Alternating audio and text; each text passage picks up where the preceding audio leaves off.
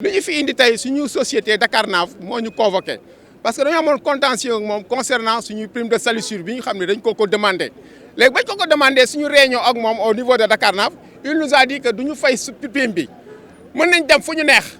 raison pour laquelle ñu jël dossier bi indi ko au tribunal du travail mais loo xam ne la ñun mënoon nañ ko discuter ak moom parce que dafa nekk loo xam ne ci code du travail la bokk waaw muy prime de salissure ak mécanique générale waaw ñoom ñoo ànd waaw mais bu ñu nee nag duñu ko fay te mën nañ dem fu ñu neex ñun kat recours bi ñu am mooy ñëw en justice waaw loolu ñu fi indi tey léegi nag en première instance ñun gagné nañu procès bi ñoom ñu fay ñu léegi ñoom ñu def appel au lieu d'aller sur le fond mais ils sont allés sur la forme léegi ñu ne ñoom ñoo gagné dossier bi léegi ñun dañoo war a rembourser les sommes qu'on avait perçues waaw kooku teguñu ko fenn raison pour laquelle jël nañu ñoo xam ne aussi dinañ ñu défendre waaw mooy maître Robert Mané bi njëkkoon a yore dossier bi ak maître Sakho mi ngi ko renforcer et vraiment ñu ngi compter bu baax suñu justice dëkk parce que mooy suñu fierté waaw luy tax ñu mën a rester suñu dëkk liggéey mooy suñu dignité ñu mën ko fee am waaw loolu daal la ñuy ñaan. droit travailleur mën lañ salfañewaat tey loolu moo leen fi andi mais soo xoolee seen Pastef ak seen takkute nga gis ñi fi teew tey yëpp nga xam ne que lu am importance la ci ñoom moo tax ku ci nekk da nga ne woon di nga ñëw woon tribunal ne ko jot naa convocation yi et que dinaa ñëw taxaw pour défendre samay droit ci kaw loolu lañ ñu jël ñun ñu ngi doog a dugg ci dossier bi parce que dossier bi en première instance mandataire syndical bi Robert Mané nga xam ne ñëpp xam nañ xarañam ci liggéey bi moom moo yoroon dossier bi am ci ndam bu njëkk ba ñu commencé di fay travailleurs yi entre-temps ñoom ñu exercer seen voie de droit mooy ñu def appel bi ñu defee appel cour d'appel infirmé ko bi mu ko infirmé des na benn voie de recours mooy cour suprême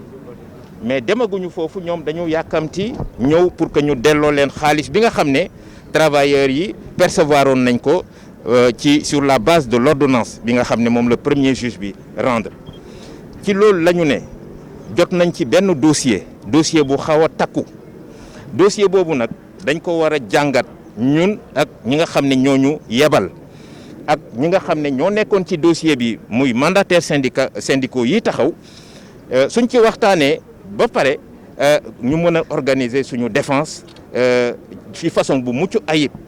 loolu moo tax ñu ne juge bi nañu may date boo xam ne date utile lañ koy wax maanaam date bu xaw a sori boo xam ne dinañu permettre ñu gisee ak suñuy client waxtaan ak ñoom gisee ak ñi nga xam ne ñoo nekkoon ci dossier bi en première instance waxtaan ak ñoom pour que suñu défense bi ñuy war a organiser mu nekk défense bu mucc ayib. nan nga gisee maanaam ñoom seen recours gi appel. waaw xam nga bi ma jàngatee arrêt bi nga xam ne c'est mooy décision bi nga xam ne sur le fondement de laquelle ñoom ci la ñu def procédure bi ma ko jàngatee de façon assez liminaire dama gis ne que